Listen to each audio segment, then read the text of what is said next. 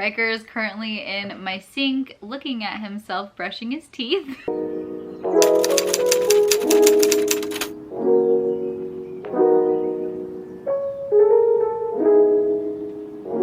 Hey guys, welcome back to my channel. I just wanted to give you guys a little bit of a life update. There have been a lot of changes going on and a lot of transition happening, and honestly it's been overwhelming. But from the beginning, I just always wanted to be open and transparent with you guys about our surrogacy journey and like what's going on in our life.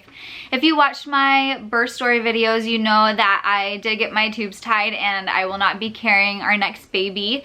We have one embryo that is frozen in St. Louis. So we've known for a while now that we would need a surrogate to carry our next embryo. We kind of weren't sure on the process of that, if it would take a long time to find someone, if a family member would step up and want to carry for us, or if we would have to go through an agency. Well, long story short, the first bride I had ever shot for photography reached out to me and told me that she has always wanted to be a surrogate and she had very easy pregnancy and that she was interested in carrying for me because I had previously like posted about it in an Instagram post or something, like mentioning that we would need a surrogate. We ended up meeting up with them, and we had already known them because we had shot their wedding, and they're just such a sweet couple, and we talked for hours with them and everything just felt so right and perfect. We just kind of knew in our hearts that they were the right couple to carry for us. And so we kind of went along with planning everything and deciding on like when we would transfer. This had been like, I guess, September that we had met with them and really like laid out kind of a game plan of solidifying that they were going to be our surrogates and that they were totally on board. And so we just kind of like started the planning process of how do we navigate this. I contacted my fertility clinic and they gave us like the steps that we needed to take. We were trying to figure out what we were going to do for her insurance, and we realized that her insurance didn't cover surrogacy, which is pretty common that they don't cover the surrogacy pregnancy. So we were looking at insurance plans for her to figure out if we needed to get her a separate plan, and if we were, because we were thinking we wanted to transfer in summer, and so this was like beginning of December. But then we realized that we would have to pay for an insurance plan for the whole 12 months. So in our minds, we're like, okay, if we're having to pay for an insurance plan for all 12 months for her to be covered, why not just go ahead and transfer in January?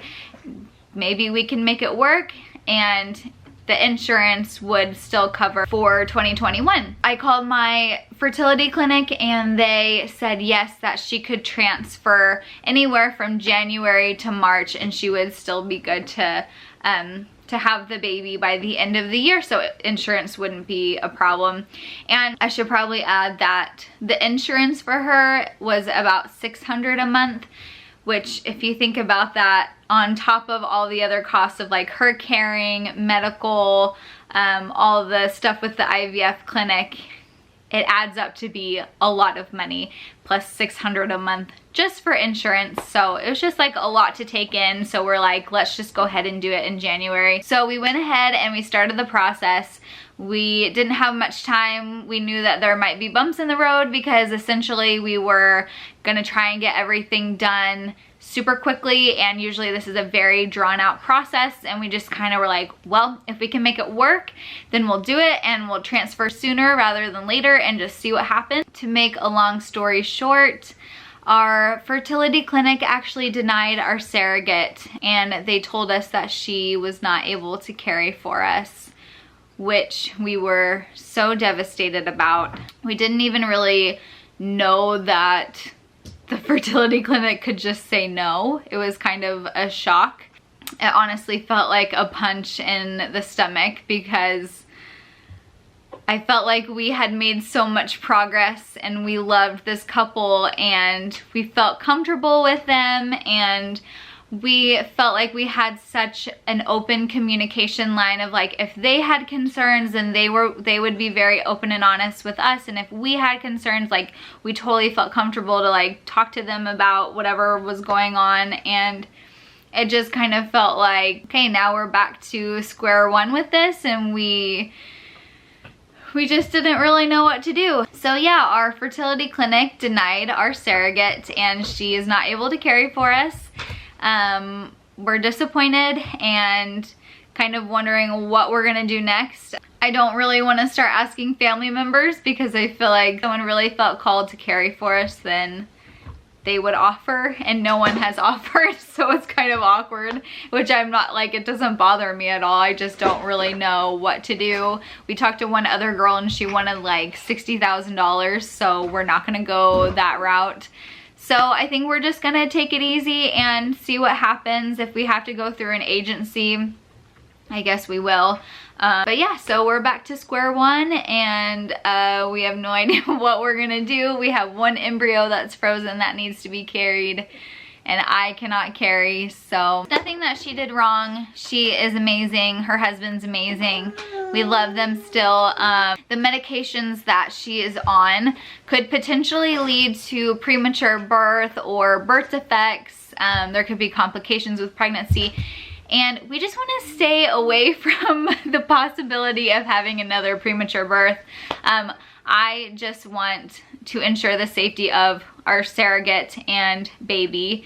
So it's disappointing, but honestly, it's going to be okay. We feel like our doctor made the right call, and we know that everything will work out in the end. It's just kind of hard to hear the news of like, we found a surrogate, planning our transfer date, and then our doctor's just like, nope, she's denied, she can't carry. So it is kind of hard to hear that. The next thing I want to update you guys on is our property. If you watched a couple vlogs ago, we showed you guys the 28 acres that we bought. That's like 30 to 40 minutes from where we live. We live in Springfield, right by a high school, and we're like in town. And this property was beautiful. I feel like it's always been a dream for Austin and I to live on a bunch of land and kind of have more space for our kids to have fun and dirt bike and be able to hunt and just like have space.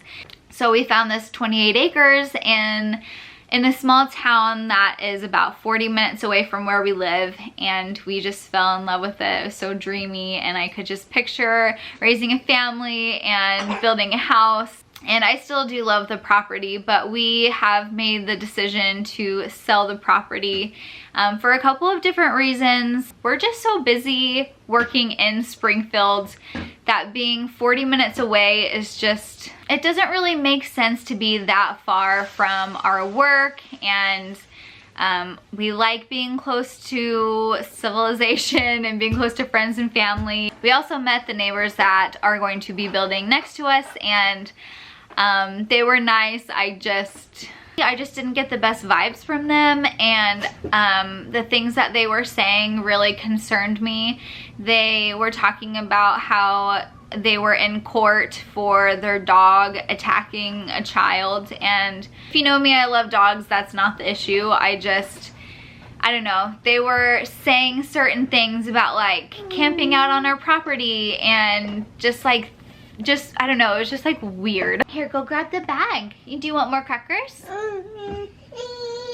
Oh. I just kind of realized that like, oh, we're gonna have 28 acres and these people are still gonna be next to us, and I just didn't really feel comfortable with them living next to like where we were gonna be, if that makes sense. It's not that I was being judgmental, I was just kind of going off like gut instinct, and these people were like, even like my best friend and her husband were there, and they got the same feeling. Like literally we got in the car and they said like exactly what I was feeling.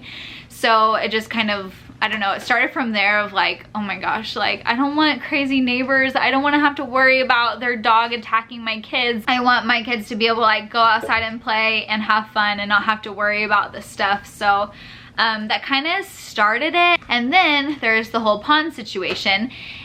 So the 28 acres, Oh, Austin just got here. So on the 28 acres, there's a huge pond, and the pond grows bigger and bigger every time it rains because there's not like a proper draining system. And to get it fixed to where it would actually like stay one size would cost us like $20,000 to $25,000. And then the road leading back to the house was gonna cost like $60,000. So if you add up all these costs, it would be so expensive. Do you wanna come talk about the property? I was just telling them about the 28 acres because in a couple of vlogs ago, I showed them the property, and like buying 28 acres is kind of a big deal. So I kind of wanted to explain like why we got rid of it. And I talked to them about the crazy neighbors that I didn't really care for that much, and crazy then the pond, like the pond just kept growing bigger and bigger. The pond was not constructed like it was supposed to. Yeah, it was gonna be fine while we were under contract.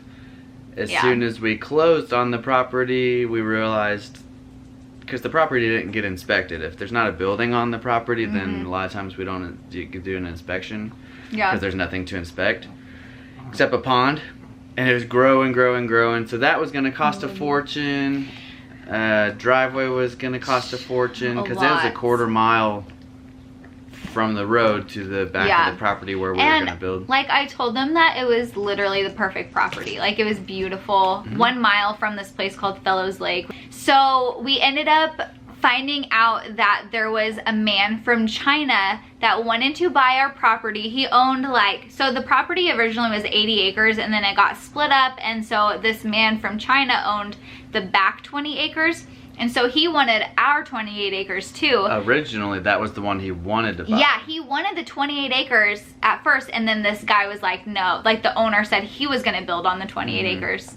So the seller at the time said no. Yeah. I'm keeping it. And he said, all right, fine, I'll buy these other 20 acres. So he bought the wooded area in the back, like a strip of like woods. And so we bought the 28 acres, and then we found out that this man from China wanted the 28 acres. So we just ended up selling it to him, and it ended up working out perfect for us. It worked out. We got all our fees back. Yeah. Made a little bit of money, not a lot, but enough to cover our expenses and to get out of the deal really fast.